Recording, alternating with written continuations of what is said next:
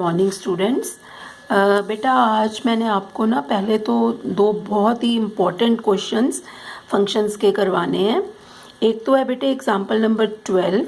ये क्वेश्चन बेटे बहुत ही फ्रीक्वेंटली बोर्ड एग्जाम्स में आता रहता है। इसमें देखिए बेटे हमें गिवन है कि function is from set of natural number two natural number and is given by fx is equal to x plus 1 if x is odd, x minus 1 if x is even, is both 1 1 and onto. So the function is defined like this कि if we take x as an odd natural number, value of y will be equal to x plus 1, and if it is an even natural number then the value of y will be x minus 1. Now we have to show that this function is both 1 1 and onto. So for this बेटे जो भी हम एक procedure follow करते हैं for finding that a function is 1 1, let us consider fx1 is equal to fx2. Now बेटे इसमें ना अब हमें केसेस अलग अलग बनाने पड़ेंगे, बिकॉज देखो ये भी हो सकता है कि ये दोनों ऑड हों, ठीक है, या x1 x2 दोनों इवन हो, या इनमें से एक ऑड हो और एक इवन हो. तो लेट अस टेक केस 1 कि if x1 is odd and x2 is even. तो बेटे अगर x1 ऑड हुआ, x1 अगर ऑड है तो मेरे फंक्शन की वैल्यू क्या आनी है, x प्लस 1. अब क्योंकि मैं x1 ले रही हूँ तो naturally fx1 will be x1 plus 1, ठीक है. और राइट साइड पे fx2, now x2 is even, तो मुझे फंक्शन ये यूज करना है. So it is x1 plus 1 is equal to x2 minus 1. This is for even and this is for odd, right. Now बेटा मैं x1 को इधर ट्रांसफर कर रही हूँ, ये बन जाएगा x2 माइनस x1, और माइनस 1 को इधर ट्रांसफर कर रही हूँ, सो ये प्लस हो जाएगा. So 1 plus 1 is equal to 2. Now we have reached to this result that x2 minus x1 is equal to 2, which is beta not possible. Why not possible? Because x2 एक even number है, x1 odd है, तो उनका difference कभी भी 2 नहीं हो सकता, ठीक है. उनका डिफरेंस एक ऑड नंबर आएगा. जैसे अगर सपोज करो मेरे पास 1 है और 2 है तो डिफरेंस विल बी 1. अगर मेरे पास 1 एंड 4 है, एक ऑड एक even, difference will be 3 and so on. So difference can not be equal to 2. So ये सिचुएशन तो पॉसिबल ही नहीं है. मतलब इससे हम जिस रिजल्ट पे पहुंच रहे हैं वो रिजल्ट ऐसा है which is mathematically not true, ठीक है. सिमिलरली बेटे अगर मैं इसको ऑड ले लेती और इसको इवन ले लेती, x1 इवन x2 ऑड, तो भी मैं ऐसे ही रिजल्ट पर पहुंच जाती, which is also not possible. तो ये केसेस तो हमने रूल आउट ही कर देने हैं, ठीक है. इसका मतलब क्या हुआ कि या तो मुझे दोनों ही x1 x2 ऑड लेने हैं या दोनों इवन लेने हैं. अब इनको मैं बाय टर्न कंसिडर करूंगी in case 2. So let us consider both x1 and x2 are odd. तो fx1 is equal to fx2 क्या हो जाएगा. अब देखो बेटा दोनों ऑड हैं तो दोनों ही बार मुझे यही y यूज करना है, राइट. तो ये बनेगा x1 plus 1 is equal to x2 plus 1. So 1 cancels, so which implies x1 equal to x2, which will happen for every pair of odd numbers. Similarly बेटा even numbers के लिए मेरे पास ये y की वैल्यू आनी है. So अगर x1 x2 दोनों even होंगे, I will be getting x1 minus 1 is equal to x2 minus 1. Minus 1 cancel हो जाएगा, which is equal to which means x1 equal to x2. So बेटा यहाँ तक हमारे पास क्लियर हो गया कि f इज़ अ 1 1 फंक्शन. उसके बाद इसका बेटे जो पार्ट 2 है क्वेश्चन का कि हमें इस फंक्शन को ऑड भी प्रूव करना है, ठीक है. अच्छा, अब ऑड प्रूव करने के लिए हम क्या लेते हैं, मेरे को इसको ऑन टू प्रूव करना, सॉरी बेटा. तो ऑन टू के लिए भी सबसे पहले मैं सपोज कर लेती हूँ कि x मेरा ऑड नंबर है, ठीक है. अच्छा, क्योंकि फंक्शन मेरा दो पार्ट्स में डिवाइडेड है, ऑड एंड इवन में. सो अगर x ऑड है तो बेटे fx की वैल्यू क्या थी, x plus 1, right. So fx will be x plus 1. fx को मैंने y पुट कर लिया. ऑन टू में हम क्या करते हैं, x को y में एक्सप्रेस करते हैं. So what will be x will be equal to y minus 1, ठीक है. फिर हम उसको फंक्शन में पुट करते हैं. So now fx will be equal to x की जगह मैंने y माइनस 1 लिखा, तो मुझे ये निकालना है f of y minus 1.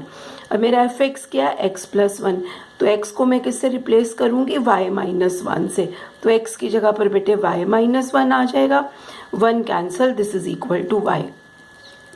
Now बेटे ये जो y है ना, ये एक इवन नंबर होगा, क्योंकि y हमेशा कोडोमेन को बिलोंग करते हैं, तो बिलोंग करेगा किसको, कोडोमेन को, जो सेट ऑफ नेचुरल नंबर है।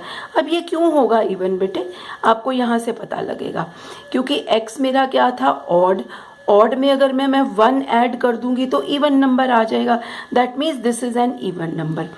इसका मतलब क्या हुआ, for every even number y belonging to codomain there exists some odd number, which odd number, x, there exists some odd number x की वैल्यू क्या है, y minus one, which will belong to domain, right, क्योंकि domain हमारा set of natural number है, तो odd number तो आएंगे ही उसमें, so such that f x is equal to y, ये चीज़ मैंने प्रूव कर दी थी।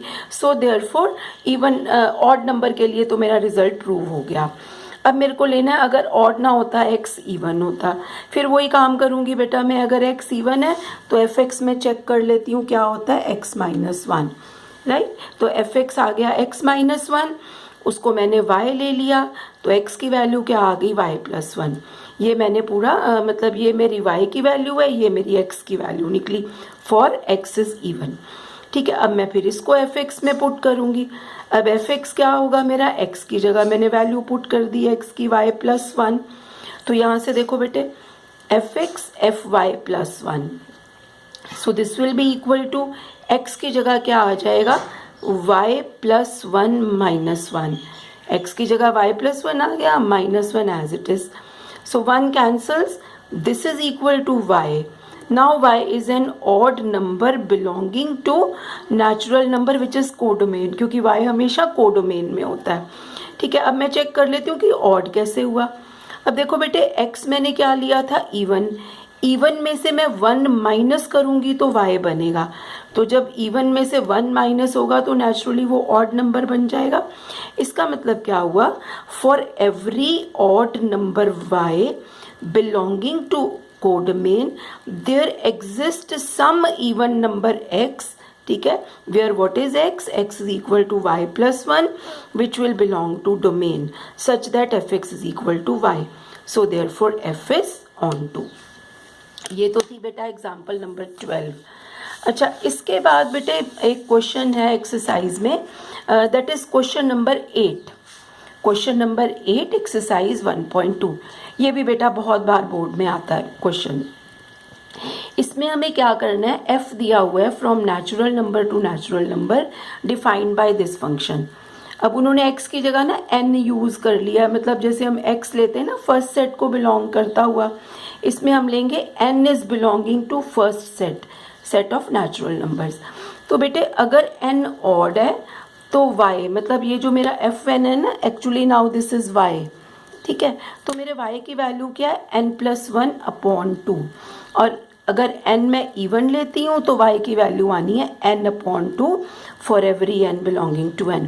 अब मुझे चेक करना है, स्टेट है, नाउ शो दैट नहीं है, state if the function is bijective, कि चेक करो क्या ये फंक्शन बाइजेक्टिव है।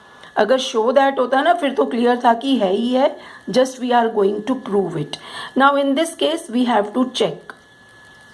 तो बेटे देखो अब ना वैसे ये फंक्शन 1 1 नहीं है, तो देखो कैसे नहीं है।